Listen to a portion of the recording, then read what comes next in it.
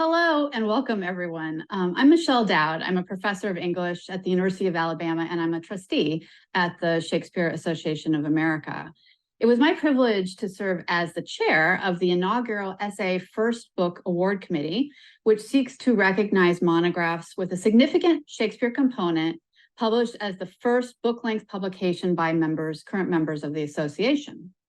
So in 2023, we had 4 outstanding finalists for this award, and we wanted to create an opportunity for SAA members to learn more about these books through a series of short, informal conversations with their authors. So today, I'm delighted to be speaking with Ben Parris, who is visiting assistant professor of English at the University of Pittsburgh. His first book, which was a finalist for the SAA First Book Award, is Vital Strife, Sleep, Insomnia, and the Early Modern Ethics of Care, and it was published by Cornell University Press in 2022. So welcome, Ben, and congratulations. Thank you so much, Michelle. I'm really happy to be here. Well, we're excited to hear more, about the book. So I thought I'd begin with just a kind of broad, general question, inviting you to give us kind of an overview of the book, what it's about and its major claims, or what you see as its biggest arguments, and if you want to maybe to comment too on how you see it intervening in the field more broadly of Shakespeare studies, that would be really interesting to hear as well. Okay, yeah, sure. So my book at its core is about the relationship between sleep and ethical care in early modernity. And it's a relationship that involves, I think, a fascinating but conflicting and even paradoxical set of concerns. So I would describe it as follows. On the one hand, we all know that wakefulness and attentive care are fundamental aspects of human life. And this thought is also extremely important in Renaissance humanist culture, where you can see in important works by thinkers like Erasmus, and in the English context, Mulcaster and others, there's a real compulsion to watch, to attend, and to remain vigilant in the classroom, but also beyond the classroom in the pursuits of virtue. But on the other hand, there's a lot of early modern writers who were educated in the humanist schoolroom, and sort of in various ways inculcated through these norms of vigilance and wakefulness, who are in fact fascinated and drawn to the paradigmatic carelessness of sleep. And it's an experience that I argue in the book these writers value precisely for the solace and escape from daily care that it affords, not to mention its necessary restoration or care for the physical body and the life that underpins any form of care. So I read this kind of fascination with sleep and paradoxes of care in early modern literature as a kind of resistance to the humanist and political theological norms of vigilant care. And that starts with a chapter on Jasper Heywood's translation of Seneca's Hercules Furens, and then moves to later works by Shakespeare, Spenser, Milton, and Cavendish. So just to say a little bit more about a couple of the important argumentative threads, one would be that the book tracks Seneca's figure of the sleeping Hercules, arguing that it's a literary icon that inspires different writers' representations of the virtues of somnolence in characters like Shakespeare's King Lear, Spenser's Red Cross Knight, and Milton's Adam and Eve. And in all these texts, there are both explicit and implicit references to Hercules in various ways. Like, for instance, when Adam and Eve wake up for the first time after the fall, Milton describes them as being akin to the Herculean Samson, shorn of all their virtue. So that's just one example of many. The other important thread here is that I argue all of these writers are drawing on the principle of Stoic oikeiosis, which is the ancient school's ethical theory of the first impulses of life and care in living creatures.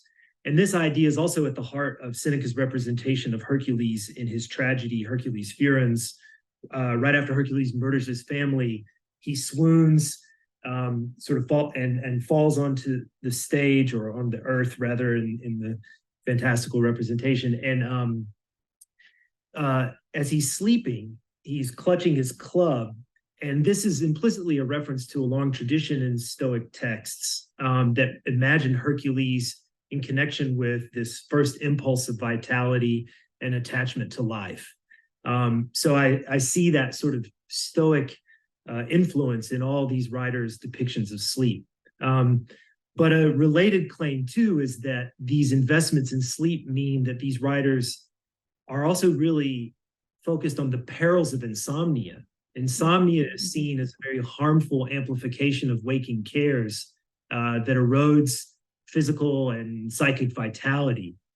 So one of the threads in the book also argues that this newfound concern with sleeplessness as an outgrowth of vigilant care that actually falls back upon and harms the self is a real departure from long-standing and mutually reinforcing relationships between virtue and vigilance.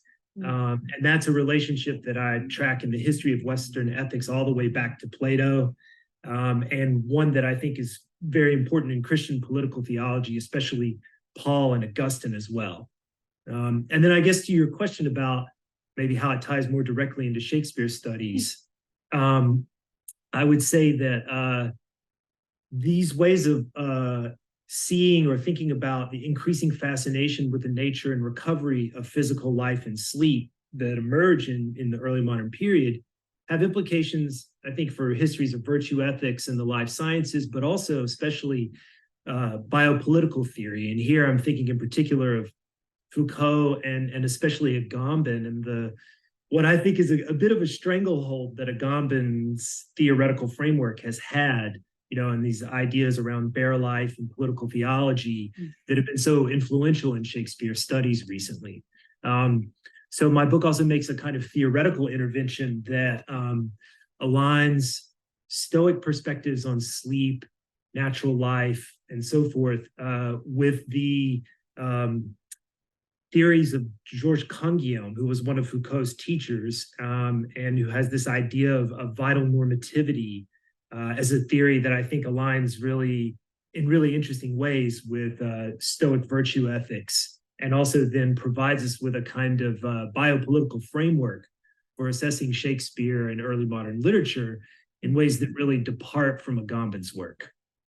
Right. No, that's really a beautiful sort of overview. It gives us a sense of I think the richness of the materials that you bring to bear. I think one thing that's so notable about your project is the sort of reach of it, in the sense that both back to kind of ancient philosophy and classical precedents, right? But then looking ahead to sort of contemporary or near contemporary theoretical models, right, that point toward our own perhaps understanding of what virtue and ethics are, and using the early modern period to kind of maybe pull in those directions. And so you've already spoken about both sort of some examples that you touch on in the book, and also some of the theoretical methods, I guess, that you use throughout. And I wonder if you might even go a little further with that to give us an example, even another example, maybe from a specific chapter, or maybe even just part of a chapter, but that could help illuminate like how that works, like in a reading or in a specific literary text that you take on in the book. Yeah, absolutely. Well, I mean, it seems appropriate here to discuss the book's chapter on Shakespeare. So I'll do that. And so in that chapter, I'm really looking at the connections among sleep, insomnia, and the king's two bodies in the tragedies of Hamlet, Macbeth, and King Lear. So as we all know, after reading Kantorowicz and this real sort of upswelling of work in political theology and the king's two bodies, the monarch is supposed to be a kind of ever vigilant, ever watchful guardian who cares for the body politic and all the souls that make it up. And actually, you see this idea in some interesting footnotes to Kantorowicz. There's this idea of the rex ex somnis, or the king outside of sleep, which is a kind of current that runs through medieval and early modern political theology and the idea of the king's two bodies in particular. But also, as we all know, there's all this sort of discourse around the idea that the incorporation of the body politic is something that takes up and perfects or wipes away the flaws of the body natural. And so the sovereign occupies this very magisterial state. But in all these plays by Shakespeare, we see that sovereign sleep and insomnia are depicted as conditions that are radically unpredictable and vulnerable. And because of the transformative effects that they have on the sovereign body natural, they actually tend to compromise the integrity of the union between the body natural and the body politic. So in other words, I think, Shakespeare's using sleep and insomnia as these physical conditions to call attention to what is, the very physical, natural human life of every sovereign. That's a necessary aspect of the instantiation of sovereignty. But also in a practical matter or way of thinking, sleep causes the sovereign to lose waking consciousness and therefore to lose their sort of awareness of and grasp on the body politic. And I think Shakespeare really, drives his point home insofar as the two kings in Hamlet and Macbeth are murdered while they're asleep, right? And in those scenes, sleep is depicted as this kind of eco-political event almost, because they're surrounded by these venomous and pestilent influences and kind of harmful nocturnal environmental presence. So all this, I argue, is very much drawn from Senecan tragedy in a lot of ways, and like the kind of spreading pestilence of Senecan tragedy and the unpredictable motions of a physically living cosmos. And that's especially so in Hamlet and Macbeth, but also in King Lear, Shakespeare kind of shifts his attention toward insomnia and, shows that Lear's cosmological rage and the kind of sleeplessness that it provokes is very much modeled on Seneca's Hercules, who goes through the same experience. And like Hercules, Lear's madness is only alleviated by the therapeutic virtues of sleep. So in the end, what I kind of argue in this chapter is that Shakespeare's using sleep and insomnia to expose the kind of outworn ideologies of the king's two bodies and this political theology of vigilant care, and instead is insisting on the grounding restorative virtues of the physical body in the life of the sovereign. And I would say, I think as a result of that, these plays are also sort of pushing ahead in a way that's beginning to construct a vision of the emerging foundations of biopolitical governance, which rest, as Foucault argued, on the care for physical life and the sort of taking of life's capacities into, techniques of control, proliferation, and so forth.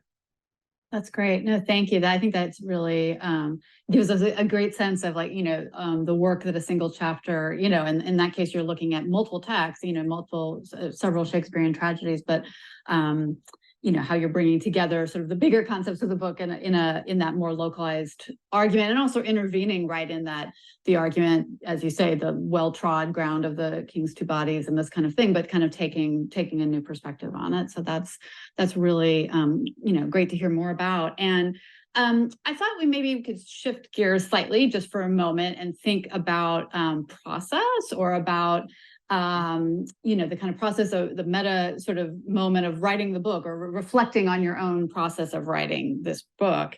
And the basic, thing to say is that writing a book is hard, right? As you know, obviously, I don't need to tell you that. It's a hard thing to do. It takes a lot of time, a lot of effort. And, these are really, it's a large undertaking, huge project. And so I wonder if you might, especially there might be people watching who are working on projects, first books or other projects, lengthy projects, who would love to hear just some thoughts that you might want to share about what helped you to get through it. What was meaningful or important for you in that process that helped you transform this into a book that is now something you can look back on and say is completed. So just curious for your thoughts there.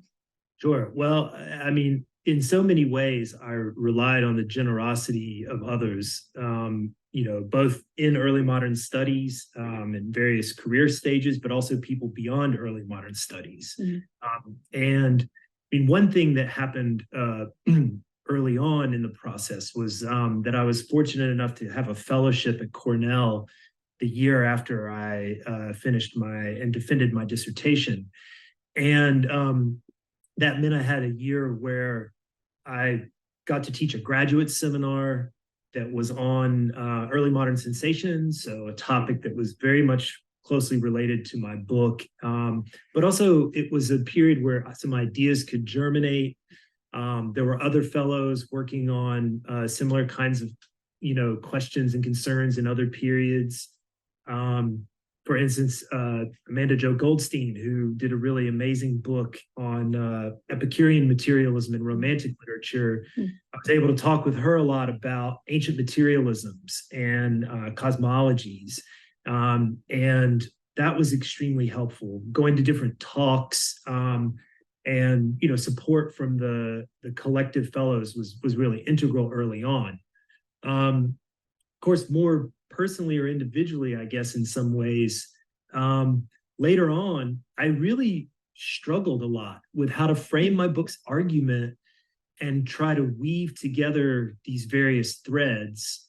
I mean, you yourself mentioned that my book is pretty wide-ranging, and that can be both a virtue or a strength, or it can be a limitation.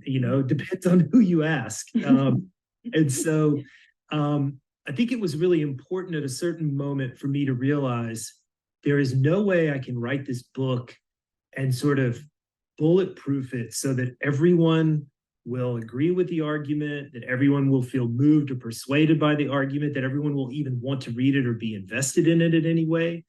But what I have to do at a certain point is decide and give myself permission to decide what I care about and what's going to be important for me to make the strongest, clearest argument that I can with conviction. And it took me a while to get to that point. So if there's a piece of advice I have for people, I'd say just let it come out, let your own voice come out, and don't be afraid to do that. And don't think of it as a task that you have to do for others.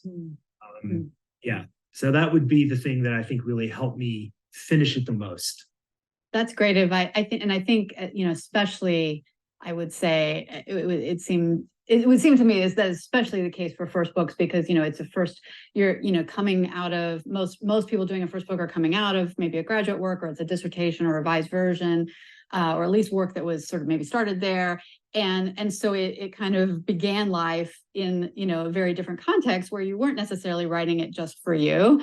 You're writing it for a committee, for a degree, for all these other things. And then, now it's in the world, but it certainly does have to, you do have to make that shift where it has to be, at the end of the day, it has to be what you want, right? And what you want it to be. And that seems like self-evident, but I don't think it's always easy to make that shift, right? So I think that's a really nice observation that you make, and something that even just the awareness of that, I think, is helpful maybe for people to just have in their mind, if they're in that process. So thank you very much. And so maybe we can come back now sort of as way of concluding to, the project, but also kind of looking ahead a bit. So, you've completed this project, obviously. So, the sort of two things, I'd love to hear about, and either or both, if you're willing to share your thoughts, is first of all, what's next for you, or, are you working on something, and is this project something that's led you to think about maybe some other related or unrelated work that you want to take on? And if you do, now that you've completed, a book length project, I think it's a nice moment to maybe for you to think about, okay, well, what is the field? How is the field shaping up, in terms of you've contributed to it, obviously, with this project, but does that give you some insights, or do you have some thoughts about, okay, here are some things I think might be coming down the road in the field more generally? So either or both of those questions, however you want to respond to those, would be great. Well, yeah, sure. I'm happy to respond to both. I mean, I don't know if I can in the second one, but I'll try with that one first, about the field, the state of the field. And I guess part of why I say that is because man, like there's so much out there right now in Shakespeare studies in particular. I feel like there's been a real explosion of really compelling work over the past decade in particular. And I think, that seems to me reflected in the wide range of subjects and methodologies among the 4 finalists for the book prize, for the first book prize this year. Not to mention, I was just at SAA in Minneapolis, and there were so many amazing panels and seminars. I guess it really gave me a sense that on the whole, Shakespeare scholars tend to be some of the most adventurous and innovative, not just in early modern studies, but I think in literary studies more broadly, which is, I think, very important and welcoming for, so many approaches. I'd say personally, what I was most excited about and am thinking about in connection with my own work for the future, from what I saw at SAA, would be Henry Turner and Jane Degenhardt's really wonderful panel on wild cosmologies and multiple worlds, which I thought, those were all great papers that really resonated with my first book's interest in Stoic cosmology and also some future work that I'm thinking about. And I also really love the papers on Chris Pye's panel, especially this really astounding talk that Ted Trieger gave on Shakespearean metaphysics in The Phoenix and the Turtle. So, yeah, I mean, those are just some things that jump out at me as, new work on the horizon that I, have thought highly of. In terms of my own current research projects, so right now I'm trying to work on 2 books at once, which is kind of a new experience. The first is called Endless Goods, Early Modern Virtue and Political Economy. And as the name suggests, it focuses on the collision between virtue ethics and the rising discourses of capitalist political economy in early modern drama. And right now I'm thinking it will include chapters on Kidd, Marlowe, Shakespeare, Johnson, Milton, and Ben. That's the scope. And the second project is called Early Modern Infinity and the Global Poetics of Night. And that's going to be a kind of new adventure for me that involves taking a global and comparative approach to nocturnal poetics and encounters with the infinite in early modernity. So as part of this project, and this is one of the things that I'm really both excited about and finding a little bit difficult and scary, is I'm learning the Mayan language Quiche and studying the Popol Vuh, which is the epic creation poem of Mayan civilization that was first transcribed during the Spanish colonial occupation in the middle of the 16th century. And I'm actually presenting a paper at MLA in January on Marx, Milton, and the Popol Vuh that's going to be based on this work. Oh, that's fantastic. That's a lot to give us to think about, and 2 projects, and can see how they build on what you've done, but take it, obviously are extending what you've done in some exciting new directions. So we'll look forward to seeing those projects develop and hear more about them. Oh, well, yeah, absolutely. Yeah, we look, they will happen. Well, thank you so much for taking the time to speak with us today. We enjoyed the conversation, and congratulations again. Thank you so much, Michelle. I really enjoyed it.